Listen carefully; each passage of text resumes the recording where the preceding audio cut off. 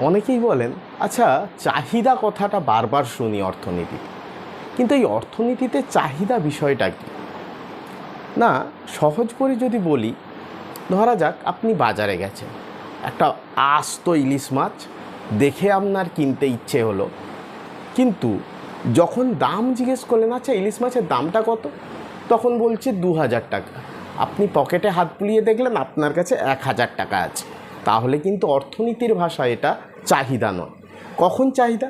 না, আপনার পকেটে 2000 টাকাই আছে এবং আপনার ইচ্ছে হচ্ছে ওই মাছটা কিনতে, তাকেই আমরা অর্থনীতির ভাষায় বলবো চাহিদা। অর্থাৎ দ্রব্য ক্রয় করার ইচ্ছা এবং ক্রয় ক্ষমতা, এই দুটো সমষ্টিকেই আমরা অর্থনীতির ভাষায় কি বলবো? চাহিদা। অর্থাৎ চাহিদা বলতে দ্রব্য শুধু ক্রয় করার ইচ্ছে বা ক্রয় ক্ষমতা, দুটো যতক্ষণ না একসঙ্গে মিলিত হচ্ছে, তাহলে অর্থনীতির ভাষায়